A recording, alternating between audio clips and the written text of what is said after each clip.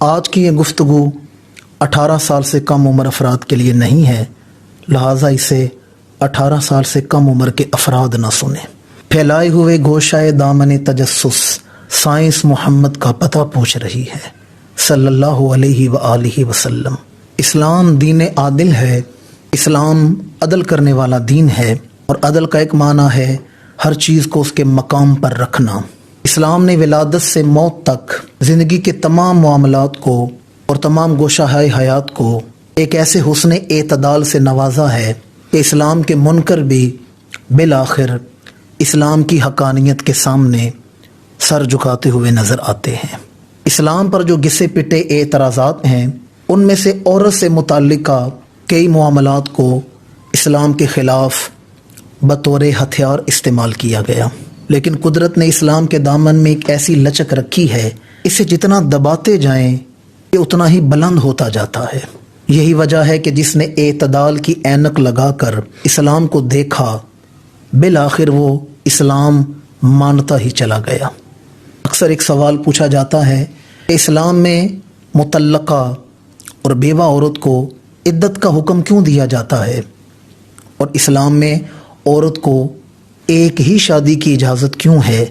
جبکہ اسلام نے مرد کو بیک وقت 4 شادیوں کی اجازت دے رکھی ہے، تو عورت کو ایک شادی کی اجازت کیوں ہے؟ اس پر علماء اسلام نے قرآن و حدیث سے اور عقلی دلائل سے بہت ساری حکمتیں بیان کیں، لیکن اہل عرب کی ایک کہاوت ہے، الفضل ما شہدت بہ الاعداء، فضیلت وہ ہے جسے دشمن بھی مانے، کمال وہ ہے جسے دشمن بھی تسلیم کرے۔ ایک یہودی ڈاکٹر ماہر جنین جو جنسیات کا ماہر تھا، ڈاکٹر رابرٹ، جو کہ البرٹ آئنسٹائن انسٹیٹیوٹ سے وابستہ تھا، اس نے اسلام قبول کر لیا اور اپنے قبول اسلام کی وجہ انتہائی خوبصورت بیان کی۔ وہ کہتا ہے کہ روئے ارض پر مسلمان عورت سے زیادہ پاک باز اور صاف ستھری عورت کسی مذہب میں نہیں پائی جاتی۔ اس نے عدت کے اصولوں پر غور کیا اور اسلام قبول کر لیا۔ وہ کہتا ہے سورہ بقرہ میں آیت نمبر 228 میں اللہ کریم ارشاد فرماتا ہے، وَالْمُطَلَّقَاتُ يَتَرَبَّصْنَ بِأَنفُسِهِنَّ ثَلَاثَةَ قُرُوء، کہ مطلقات، کہ مطلقہ کی جمع ہے کہ طلاق یافتہ عورتیں اپنے آپ کو 3 حیض تک، یعنی 3 ماہواریوں تک، جنہیں پیریڈز کہا جاتا ہے، 3 حیض تک اپنے آپ کو روکے رکھیں۔ ڈاکٹر رابرٹ جو ماہر جنین بھی تھا، وہ شخص کہتا ہے کہ اس آیت میں ایک نئے علم ڈی این اے کے انکشافات کی راہ ہموار کی۔ وہ کہتا ہے کہ ہر مرد کے مادہ تولید میں، جسے منی کہا جاتا ہے، جو پروٹینز پائے جاتے ہیں وہ ایک دوسرے سے 62%، 62% مختلف ہوتے ہیں۔ مردوں کے مادہ تولید میں 38% تو مماثلت ہے، لیکن 62% مختلف ہوتے ہیں۔ اور عورت کا جسم ایک کمپیوٹر کی مانند ہے۔ جب مرد عورت سے ہم بستری کرتا ہے تو عورت کا جسم، اس کا رحم، مرد کے تمام تر پروٹینز کو اور بیکٹیریاز کو اپنے اندر جذب کر لیتا ہے اور محفوظ کر لیتا ہے۔ یہی وجہ ہے کہ اسلام نے عورت کو بیک وقت ایک نکاح کی اجازت دے رکھی ہے۔ اگر عورت ایک وقت میں ایک سے زائد مردوں کے ساتھ جسمانی تعلقات قائم کرے تو تمام مردوں کے بیکٹیریاز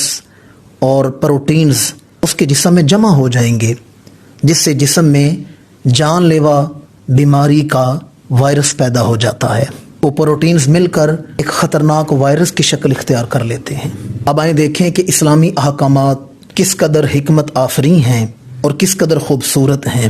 طلاق کے بعد جب عورت کو پہلا پیریڈ آتا ہے تو جو خون اس کے جسم سے نکلتا ہے اس سے مرد کے پروٹینز بھی نکل جاتے ہیں اور بیکٹیریاز خارج ہو جاتے ہیں۔ پہلے پیریڈ میں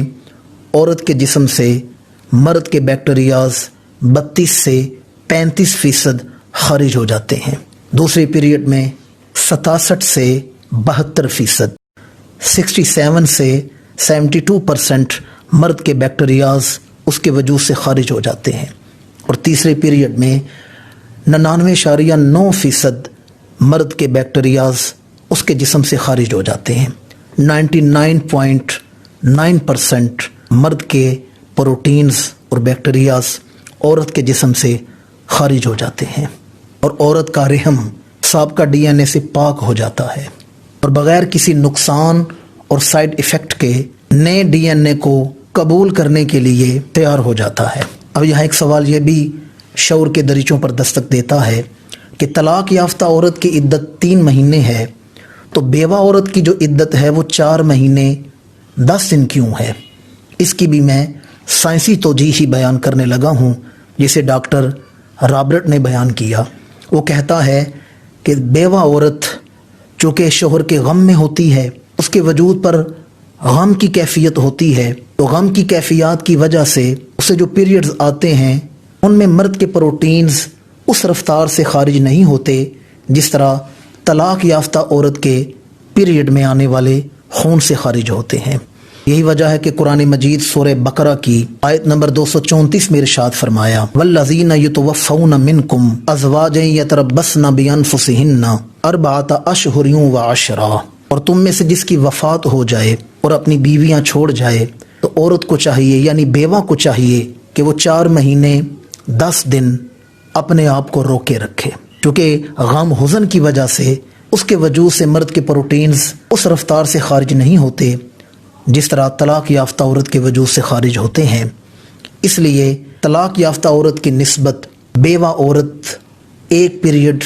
زیادہ لیتی ہے اور اس کی عدت کو بھی اسی لیے 1 مہینہ زیادہ رکھا گیا ہے۔ ڈاکٹر رابرٹ نے 2 مختلف علاقوں میں یہ تحقیق کی۔ اس نے ایک مسلم سیاہ فام آبادی کی عورتوں کے ٹیسٹ کیے تو کیا دیکھا، ہر ایک عورت کے وجود میں صرف ایک ہی مرد کا DNA پایا جاتا تھا، صرف اس کے شوہر کا DNA پایا جاتا تھا، اور ان کے بچوں میں بھی ایک ہی باپ کا DNA پایا جاتا تھا۔ پھر اس نے امریکہ کی آزاد خیال عورتوں کے DNA کیے تو نتیجہ کیا نکلا، ایک عورت کے جسم میں کئی مردوں کے DNA پائے جاتے تھے۔ اور حیرت ناک بات یہ ہے کہ ڈاکٹر رابرٹ نے جب اپنی بیوی کا DNA کیا تو اس کی بیوی کے وجود میں بھی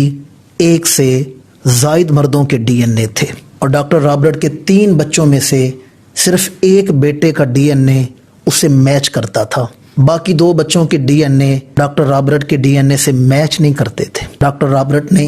دل برداشتہ ہو کر اس حقیقت کے سامنے سر جھکا دیا کہ دنیا میں پاکیزہ عورت ہے تو صرف مسلمان عورت ہے، اور ڈاکٹر رابرٹ نے کلمہ پڑھنے کے بعد بانگ دہل یہ اعلان کیا کہ روئے ارض پر واحد اسلام ایسا دین ہے جو اپنے پیروکاروں کو ایک باوقار اور باحیا نظریہ حیات دیتا ہے، اور پوری دنیا میں واحد مسلمان عورتیں ہیں جو صاف ستھری، پاک باز اور پاک دامن ہوتی ہیں۔ آج مغرب کی تہذیب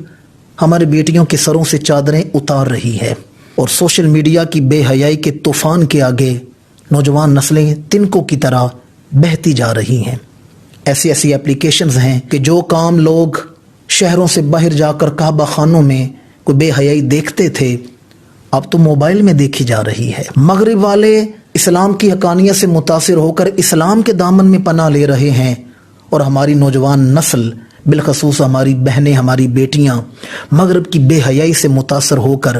اسلام کی برکات سے دور ہوتی چلی جا رہی ہیں۔ اللہ کریم بہنوں بیٹیوں کے پردوں کی حفاظت فرمائے اور انہیں سیدہ خاتون جنت کی